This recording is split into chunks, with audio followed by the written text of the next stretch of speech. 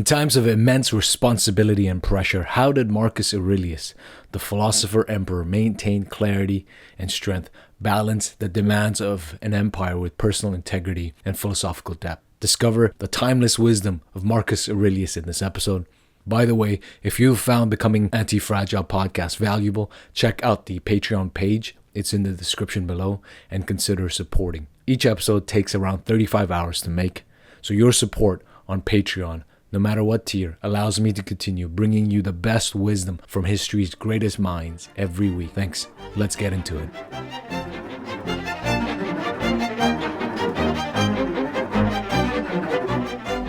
Characteristics of the rational soul: self-perception, self-examination, and the power to make of itself whatever it wants.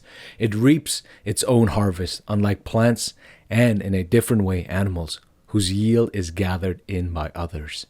It reaches its intended goal no matter where the limit of its life is set.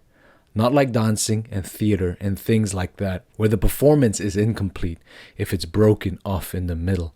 But at any point, no matter which one you pick, it has fulfilled its mission, done its work completely, so that it can say, "I have what I came for." It surveys the world and the empty space around it, and the way it's put together. It delves into the endlessness of time to extend its grasp and comprehension of the periodic births and rebirths that the world goes through. It knows that those who come after us will see nothing different, that those who came before us saw no more than we do, that anyone with 40 years behind him and eyes in his head has seen both past and future, both alike. All characteristic of the rational soul: affection for its neighbors, truthfulness, humility, not to place anything above itself, which is characteristic of law as well. No difference here between the logos of rationality and that of justice. That was an excerpt from Book 11 from the Meditation by Marcus Aurelius. Who is Marcus Aurelius? Aurelius was an emperor and the adopted son of Antoninus. Antoninus died in 161 and Marcus was his sole successor. However, Marcus immediately appointed his adopted brother Lucius Verus as co-regent. The interesting thing is, Hadrian, who was the emperor before Antoninus, had appointed Antoninus as his successor because Hadrian didn't have any children. But it was under the condition that Antoninus adopt Marcus Aurelius. So Aurelius was the emperor from AD 161 to 180. And it was during this time that he writes the Meditation. Meditations is a collection of writings. It was written during his military campaign specifically, and they were private journal entries. He never intended these entries to be public, and never really intended someone in the 21st century to be reading it and making an episode about. But here we are. Meditations is written in a dialogue form, as if he is talking to himself. Marcus Aurelius is a Stoic, and the Meditations has never really been popular among academics because of its lack of proper reference to historical events. And for similar reason, some academics don't consider Aurelius as a philosopher. But outside of the small circle of academics, Meditations has found a place among presidents, other emperors, poets, entrepreneurs, generals, and the list goes on and on. So the question for us is, what is Stoicism? And Stoicism, as we discussed on the episode with Ryan Holiday, which is episode 21. If you haven't listened to it, go check that out. And in that episode, we were looking at The Obstacle is the Way, the book by Ryan Holiday. A bit of background on what Stoicism is important. So Stoicism believes that the world is organized in a rational and coherent manner, which we can understand because we are rational beings. The world and the cosmos is directed by what they call logos. And the logos is this all-pervading force. It's the rational principle behind all things. If you're familiar with the Gospel of John, when John says the word of God, in the Greek the word for word is logos. So the sentence from the Gospel of John is, in the beginning was the Word and the Word was with God. John here is borrowing the word logos from the Stoics. This logos for the Stoics is personal. And it's in all things. It's a panentheistic view on the world. And this logos is a rational force, which means that nothing in this world happens randomly. and this is going to become important, why Stoics see the events in your life as tests, as ways for you to improve your character, because it is all determined by this logos. Now, this logos manifests for the Stoics as pneumena, or breath, which is infused and it gives life to all things.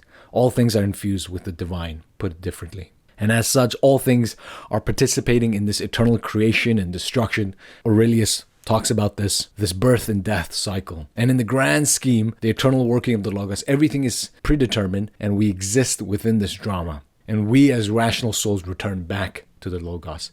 As Aurelius writes in book 4, you have functioned as part of something, you will vanish into what produced you, or be restored rather, to the logos from which all things spring by being changed. This background allows you to understand Aurelius and the other Stoics much better. Right? Many people read Marcus Aurelius simply as a self-help book, right? His meditation as a self-help book. And they tend to divorce his ontology with his ethics. So for example, somebody reading Aurelius without understanding or giving credit to his ontology or his religious side would simply come away by saying that Aurelius preaches that you should not let emotions overcome you, which is true, and that you should be resilient, which is also true. However, once you understand Aurelius's metaphysics, right, his understanding of the logos, how that affects all the things that happen within the cosmos for him as a Stoic, you realize that this part is what underpins everything and why he's able to say, don't let emotions overcome you. Be resilient, since this whole thing is a test by the logos. And because you are participating in this predetermined grand drama, you have nothing to be fearful of, only to be glad that you can participate and be part of this grand scheme, an eternal working of the logos. So then when you read this quote that I just read, which is, you have functioned as part of something. You will vanish into what produced you, or be restored rather, to the logos from which all things spring by being changed. You start to see that Marcus Aurelius was not somebody who simply relied on his strength because he thought that he was the end-all be-all, but he relied on his strength because he believed that he was part of the eternal, a reflection of the eternal, if I can put it that way. So that quote from book 4, which I just read, reminds me of what St. Paul writes, and I quote, "Let us run with endurance the race that is set before us." There are two questions that immediately arise because of this metaphysics within Stoicism. And this is where meditation is going to come and play a role. The first one is called The Lazy Argument by Cicero. And that question is, why should we do anything if all of our actions are predetermined? And then the second question is, if all things are predetermined, doesn't that mean you and I aren't responsible for our actions? And doesn't that remove the moral agency from us? So this is where the meditation becomes important. The question that meditation tries to answer are primarily metaphysical and ethical ones. Why are we here? How should we live our lives? How can we ensure that we do what is right? How can we protect ourselves against the stresses and pressures of daily life? How should we deal with pain and misfortune? How can we live with the knowledge that someday we will no longer exist? And Gregory Hayes, in the introduction, goes on to describe 3 crucial parts of the meditation: perception, action, and will. And these are the same for Epictetus, the former slave-turned-teacher, philosopher, whom we did an episode on. That was number 7, so go check that out if you haven't listened to it. Perception here is being able to see things as they are and not what we want them to be. Action is we are able to act justly and to treat others as equal with love. And thirdly, will. This is our ability to govern our inner world, to not let outside external factors or people affect your emotions, affect your thinking, and to not essentially be peer pressured into thinking something that doesn't truly belong to you. Aurelius, in answering how we should approach life, how we should approach our learnings, he describes that we should be more like boxers and not fencers. So he writes, the student, which is you and I, the student as boxer, not as fencer. The fencer's weapon is picked up and put down again. The boxer's is part of him. All he has to do is clench his fist. This is how you and I should be approaching our learnings. And this is how Marcus Aurelius saw his Stoicism, that we are like the boxers who make their weapons their fist. So too, we should embody our philosophies in our everyday life such that it never leaves us. It is always with us in times of trouble and in times of joy. And this is how Marcus Aurelius was able to be such a good emperor, even in the midst of battle as he's writing the meditation. And you simply don't wake up one day and realize you've embodied your philosophy. Because just like the boxer, it comes through the consistent application of knowledge through sparring matches. For us, those sparring sessions are the daily tests which arises and come in the form of annoying person that cuts you off on your drive to work, the anger that you might feel because you got cheated in the business deal, or the sadness and pain that you feel in tragic situations. It's through putting our philosophy into action that we can start to embody our philosophy. One of the reasons why Stoicism is very popular nowadays is precisely because of this practical side to it, even though most people who would consider themselves Stoics aren't Stoics in the same sense that Aurelius is. Most of them are atheists or agnostic at best, whereas Aurelius and the other Stoics are definitely neither of those two. So then, related to seeing ourselves as boxers and not fencers, Aurelius writes, "Just that you do the right thing, the rest doesn't matter. Cold or warm, tired or well rested, despised or honored, dying or busy with other assignments. You should always do what is right, no matter what the situation, no matter how difficult it is, no matter if it's a cold day or a warm day, tired or well rested, right? Whether you are loved or hated, you should always do what is right. You should always do what is just." And one of those examples he gives is if you're lying in bed and you feel tired and you want to sleep in a bit more, you think to yourself, "Oh, this blanket is so warm, this pillow is so comfortable." Marcus Aurelius says, "At dawn, when you have trouble getting out of bed, tell yourself, I have to go to work. As a human being, what do I have to complain of if I am going to do what I was born for, the things I was brought into the world to do? Or is this what I was created for, to huddle under the blankets and stay warm?" But if his inner monologue was persistent that he lie in bed, Marcus Aurelius goes on to retort, "So you were born to feel nice. Instead of doing things and experiencing them, don't you see the plants, the birds, the ants and spiders and bees going about their individual tasks, putting the world in order as best they can, and you're not willing to do your job as a human being? Why aren't you running to do what your nature demands?" For Aurelius, every human being has a purpose. They have a telos.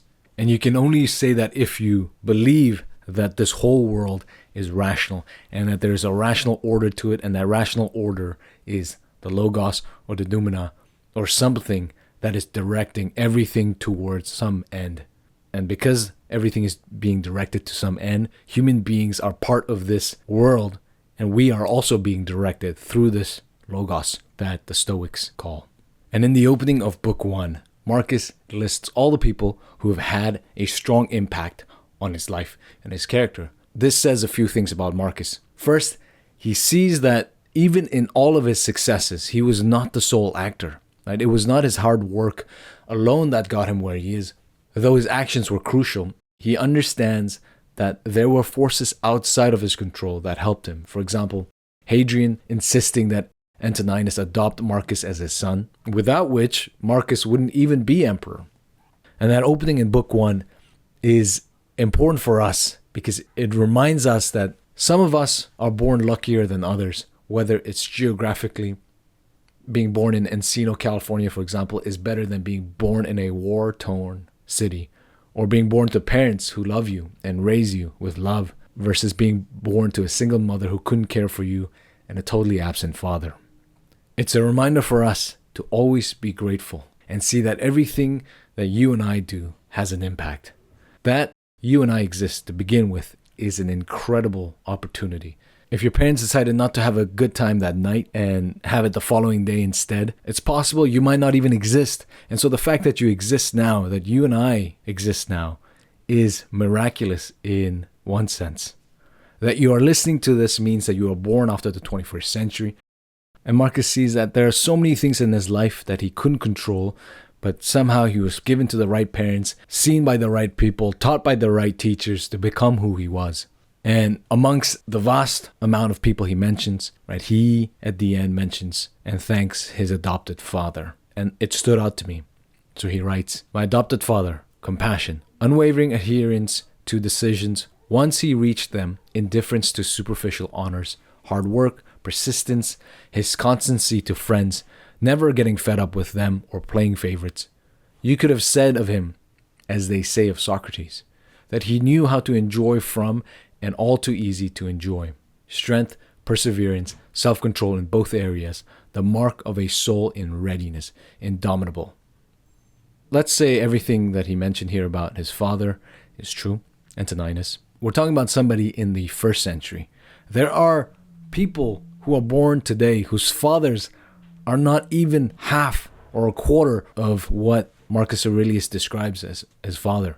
Now, there are people born to parents who absolutely despise them, who fathers who abuse them, fathers who are absent, who are not compassionate, who aren't hard workers. Or you have the opposite, fathers who love superficial honors, strive after high office, status, and ignore their kids. Fathers who always play favorites.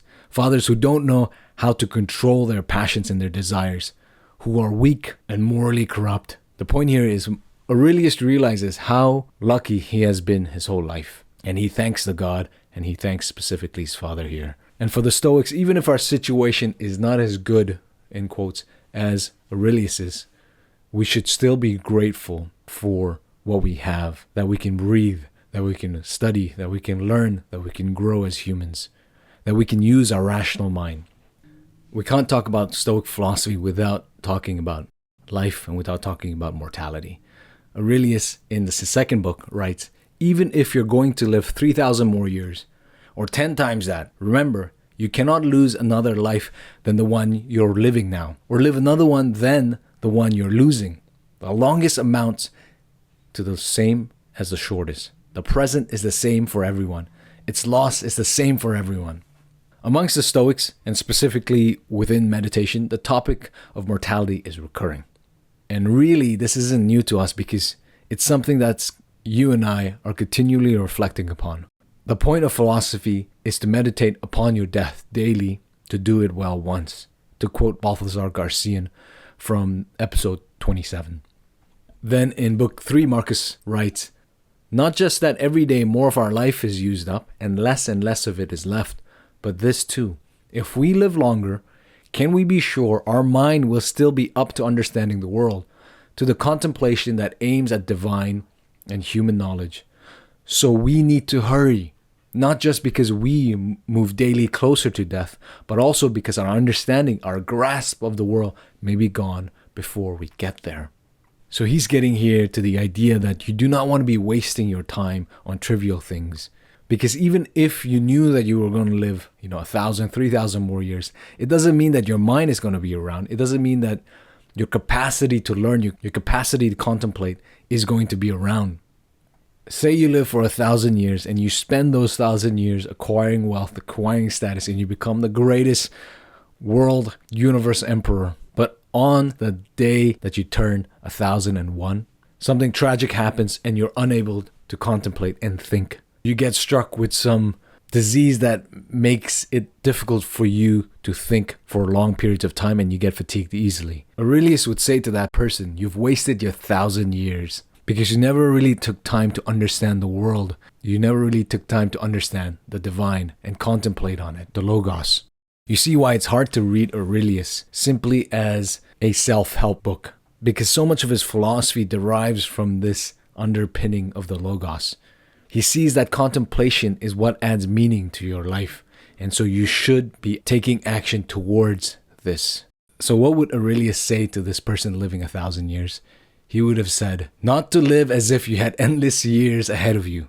Death overshadows you. While you're alive and able, be good. This is from book 4.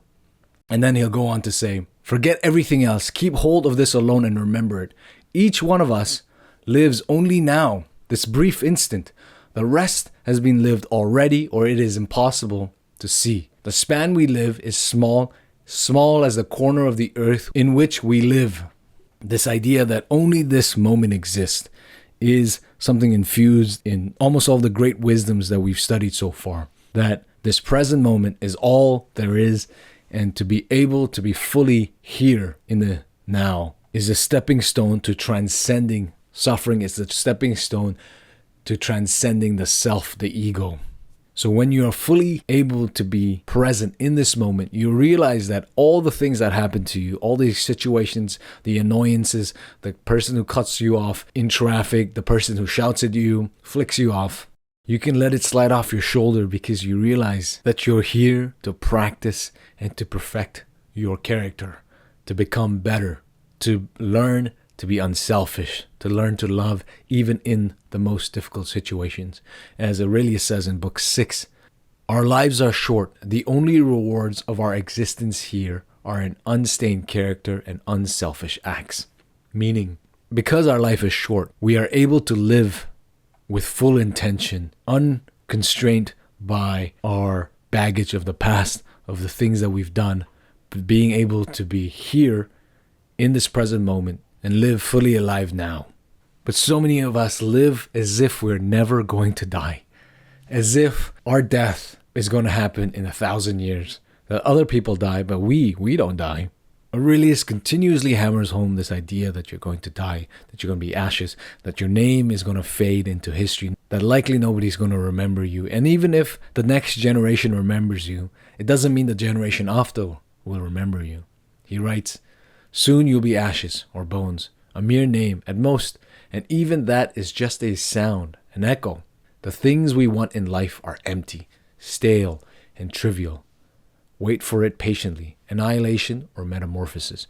The last part he's meaning that everything's going to be destroyed and created again in this internal cycle. But before that, when he's saying, you'll soon be ashes or bones, you're going to simply be a name. He's painting this picture for us that many of the things that we desire, right, the high office, as Marcus Aurelius calls it, the legendary names, these are all trivial. These are all going to be forgotten. But we continually deceive ourselves, even though we might know this, even though it's in the back of our mind that these are all empty. We deceive ourselves into thinking they're important until it's too late.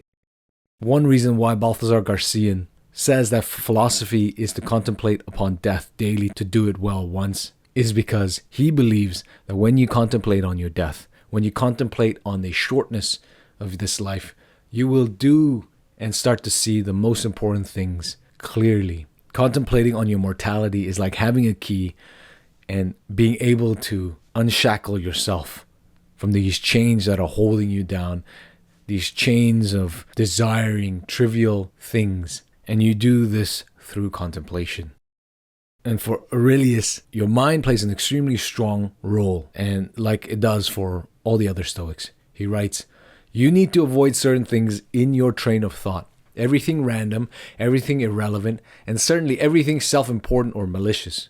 You need to get used to winnowing your thoughts so that if someone says, what were you thinking about?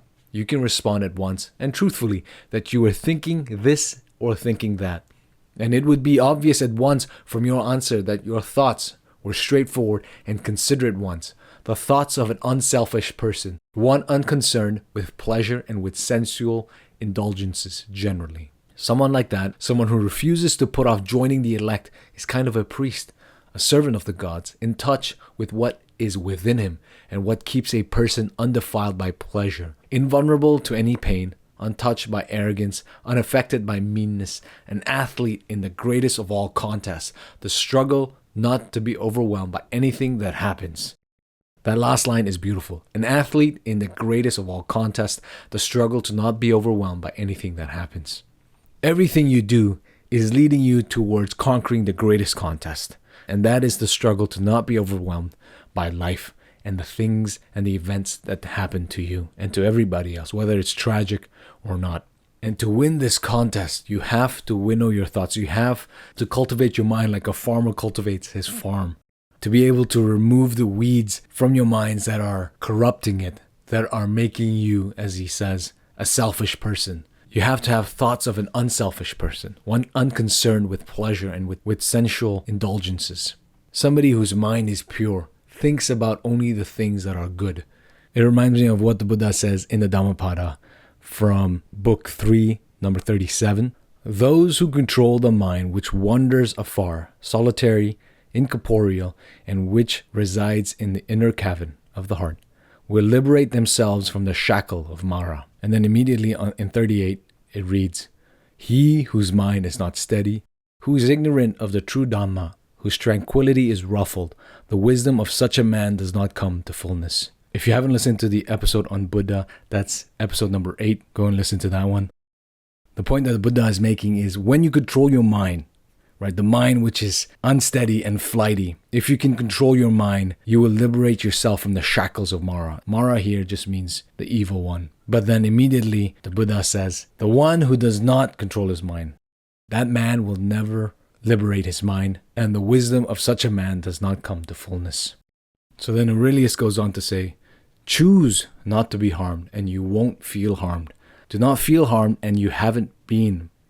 He's illustrating here that the only reason you and I feel harm is because we allow ourselves to feel harm by the actions of somebody. If you realize that you have the power within yourself to choose not to be harmed, you won't feel harmed. Then later on he writes, the tranquility that comes when you stop caring what they say or think or do, only what you do, not be distracted by their darkness, to run straight for the finish line, unswerving. There is peace that comes when you stop caring about what other people think, right? What other people say about you behind your back. When you can live a life unaffected by the words of others and by the thoughts of others, then that's where you gain true peace. That's where you gain the serenity and tranquility, as Aurelius writes. And you then are able to run straight for the finish line, unswerving. And the finish line here is getting to the end of your life as one with good character and not polluted by bad character. Marcus has this line where he says, don't be aliens or blind or poor. And I read this quote from book 4. Alien, one who doesn't know what the world contains or how it operates. He's saying here, understand the world, understand how things work, how things operate. Get some understanding of the different fields of knowledge. And it doesn't mean that you have to be an expert in all of the areas. You just have to have a grasp of it. Then he goes on to say, fugitive, one who evades his obligation to others. Don't be a fugitive for Aurelius, because a fugitive is one who only cares about himself and is selfish. And that is not a good person. That is not a good human being. For Aurelius and for the other Stoics, one of the important factors is this idea of the common good, right? Doing things that are beneficial to everybody around you, your community, your nation. And so then a fugitive becomes somebody who only cares about himself and avoids his responsibility for other people, his family, his friends. And for Aurelius, this is someone you want to avoid. Then he goes on to write, blind, one who keeps the eyes of his mind shut tight. And this would be somebody who doesn't contemplate, who doesn't meditate, who doesn't think that there is a logos that pervades all things in the cosmos. Somebody who thinks that his life is simply a chance occurrence and sees everything in this nihilistic manner.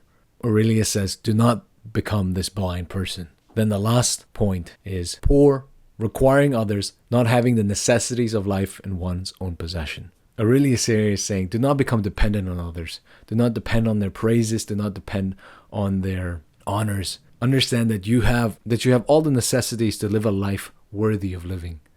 Going further on this idea of contemplation, Aurelius writes, people tried to get away from it all, to the country, to the beach, to the mountains. You always wish that you could do too, which is idiotic. You can get away from it anytime you like. By going within. Nowhere you can go is more peaceful, more free of interruptions than your own soul. Similar to when Lao Tzu says, if you have to travel the world to find yourself, you have missed the point of it all.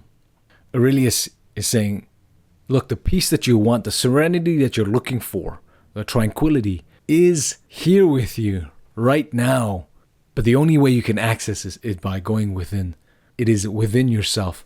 Similar to the episode we did with the Desert Fathers, which is episode 29. A student comes up to one of the desert hermits and says, how can I be like you? Where can I learn? What are you reading? And this desert hermit says, go, sit in your cell by yourself.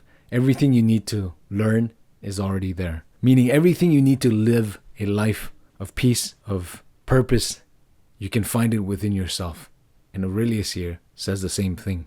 For it is through this contemplation, by going within, that you realize that you are not separate from the other people. And Aurelius writes, the things ordained for you, teach yourself to be at one with those, and the people who share them with you. Treat them with love, with real love. And elsewhere in the meditation, Aurelius talks about how you cannot see yourself as a separate entity, a separate individual who exists apart from his community, apart from the common good. That's why he says here, teach yourself to be at one with those and the people around you. Treat them with love, with real love. You can only treat somebody with real love when you understand that they are not different from you. And in Aurelius' situation, that the other has the logos within themselves. Aurelius writes, awaken, return to yourself, now, no longer asleep, knowing they were only dreams, clear-headed again. Treat everything around you as a dream, reminiscent of Vedantic Hinduism, where this idea that everything is Maya, is an illusion, and our goal as humans is to realize that the Atman within ourselves is identical to the Brahman. Aurelius, he's saying, realize this is all a dream. Wake up from this dream. But then when you wake up, treat everything around you as if it's a dream.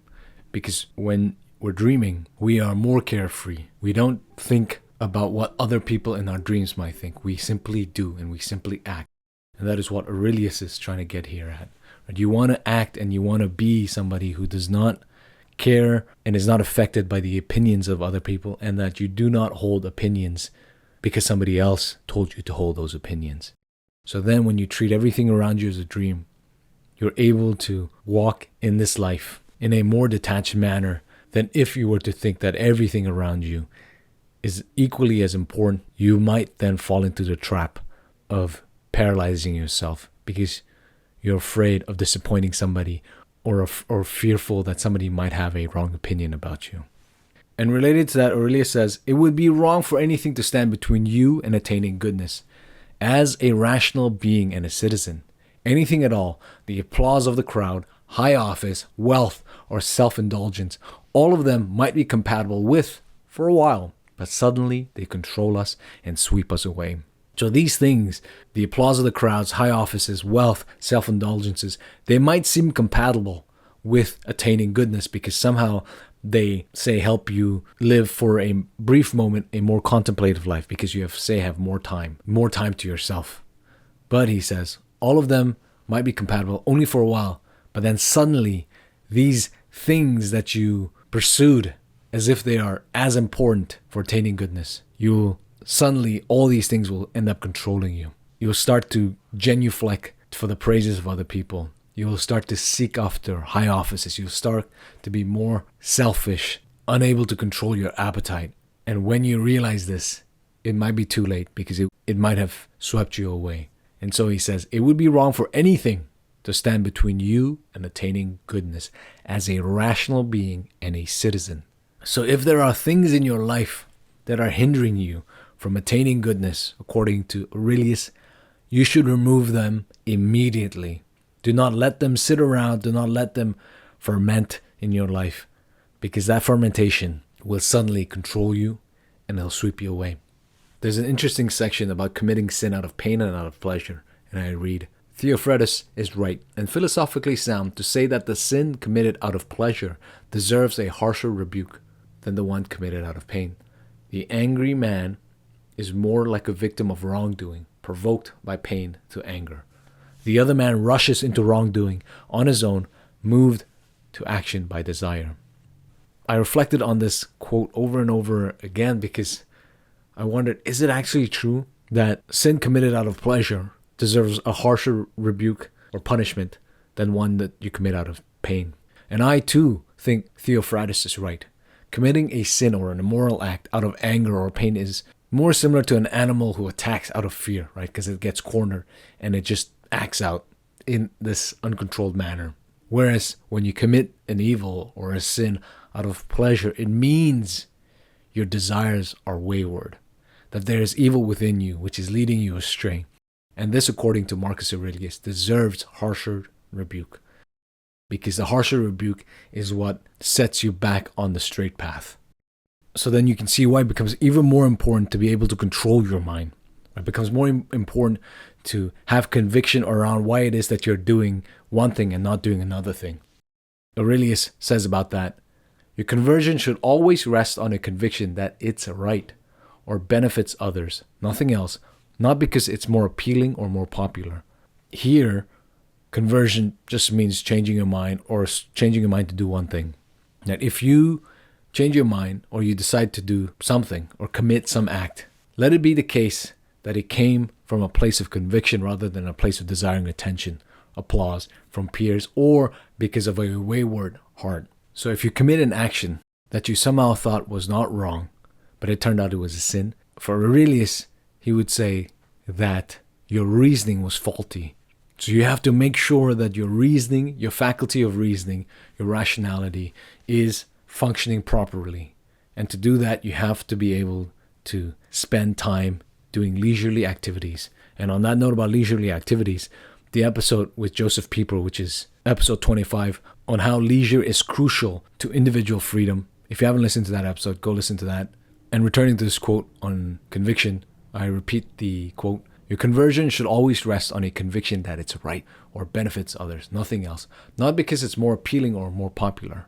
So when you change your mind, make sure that it comes from a place of conviction rather than a place of desiring, than a place of wanting praises or high office.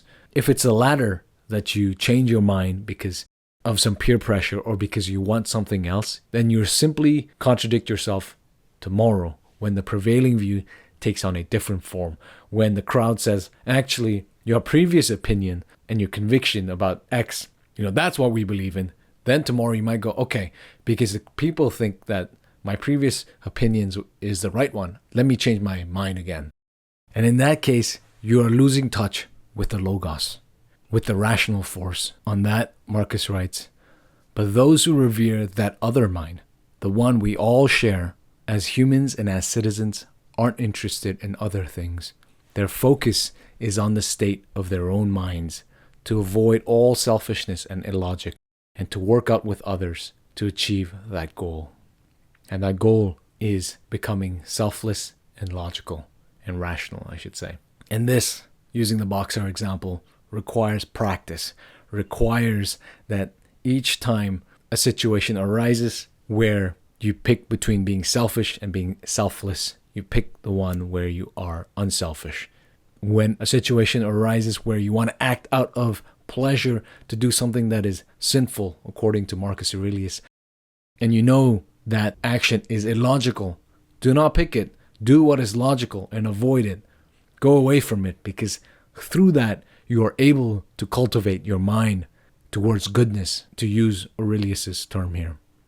But then you might say, sometimes there are situations where it just seems unavoidable, that it's so strong you cannot help participate in the situation. Aurelius writes, nothing happens to anyone that he can't endure. The same thing happens to other people, and they weather it unharmed, out of sheer obliviousness or because they want to display character. Is wisdom really so much weaker than ignorance and vanity? That quote reminds me of what St. Paul says in Corinthians. No temptation has overtaken you that is not common to man. God is faithful, and he will not let you be tempted beyond your ability, but with the temptation, he will also provide the way of escape, that you may be able to endure it. Aurelius here is making the point that whatever happens to you takes place because you are able to endure it. Right? Nothing happens to you that you cannot endure. Nothing happens to you that will overtake you, that is not common to man. I think that quote from St. Paul perfectly sums it up when he writes, God is faithful, and he will not let you be tempted beyond your ability, but with the temptation he will also provide the way of escape, that you may be able to endure it. And for Aurelius, the logos is what allows this temptation, this situation to happen to you, because the logos knows that you, with what you have within yourself, can overcome it, can endure it.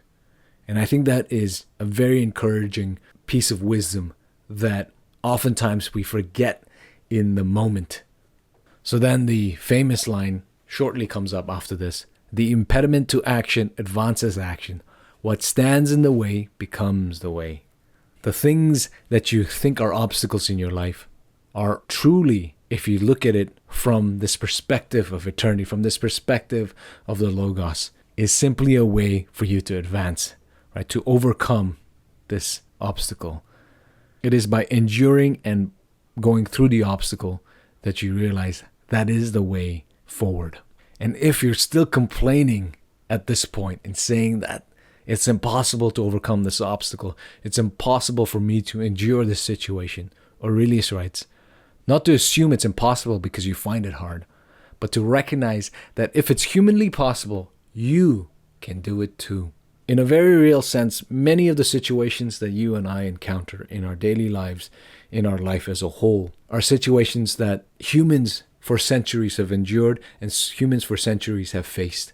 Which means that if the people in the past can overcome it, can endure it, and that situation has not overtaken them, has not crushed them, then we should realize that as humans who have the same rational soul as the humans in the past, that if they can endure it, we too can find the strength within us to overcome it.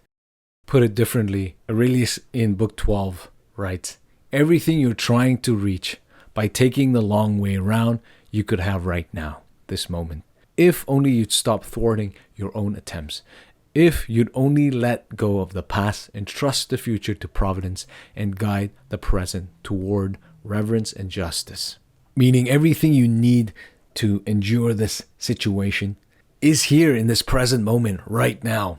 All you have to do is let go of the past and trust the future to providence and guide this present toward reverence and justice. And through this, you'll be able to act with conviction. You will be straightforward in your answers. You'll be clear-headed and you will not be afraid. A quote on that. No carelessness in your action, no confusion in your words, no imprecision in your thoughts, no retreating into your own soul or trying to escape it, no overactivity.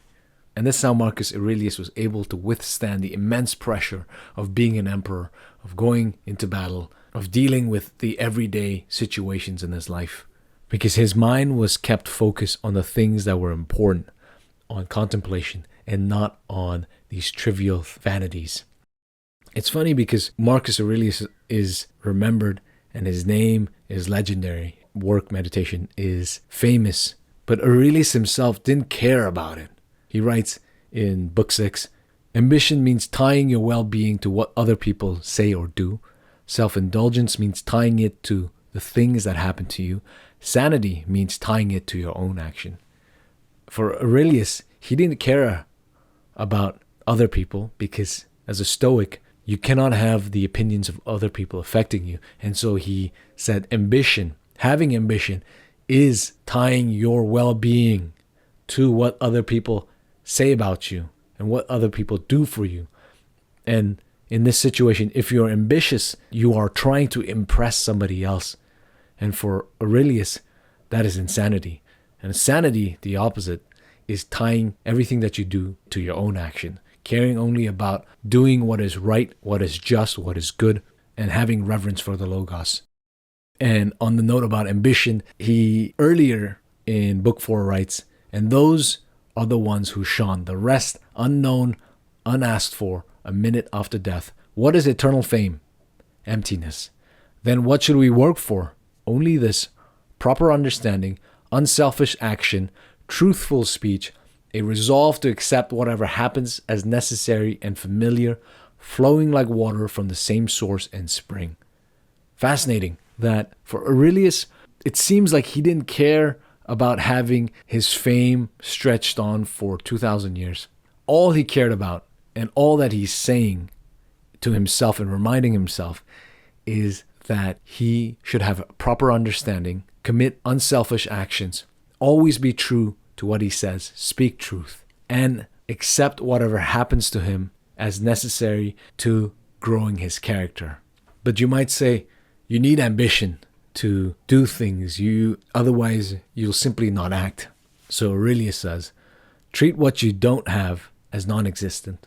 Look at what you have, the things you value most, and think of how much you'd crave them if you didn't have them. But be careful. Don't feel such satisfactions that you start to overvalue them, that it would upset you to lose them.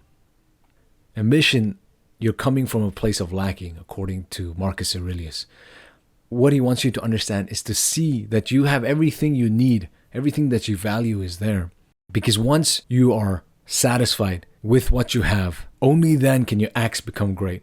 Why is that? Because if you realize that everything you are right now is a manifestation of the Logos, that the principal life force for the Stoics is already contained within you, then you have something that is far greater than seeking fame or high office or wealth. You have the knowledge that the divine is within you. And from there, can you start to act properly, justly, act towards what is good, speak truth, have a proper understanding, become unselfish, or commit unselfish acts, and do everything out of real love, as Aurelius writes. So the challenge for this week is cultivate the ability to see things as they truly are, act justly and ethically, and maintain control over your inner world. When a difficult situation arises, understand that you have the strength to overcome it, and that nothing that is happening to you, that what is happening to you is part of your story. The second challenge is to embrace rationality. Aurelius believed in the Stoic idea that the universe is organized and is rational and functions in a coherent manner that's directed by the Logos. And what that allows you to do is to see, very much related to the challenge one, is to see that your situations are part of the grand scheme of the cosmos. And this perspective will allow you to remain calm, make more rational decisions because you are not stressed out. And finally, third challenge is to live in the present moment. Aurelius, throughout the meditations, is constantly reminding himself about the shortness of life and to see that the present moment is all that there is, committing himself to be the best Aurelius in that present moment. And with that, I'll wrap. Thank you for listening to this episode. Consider supporting Becoming Antifragile through Patreon. It ensures the preservation and the sharing of timeless wisdom of history's greatest mind. By supporting, you get exclusive access and insights that aren't available to the general public. The link is in the description. Thanks for considering. Until next week, peace.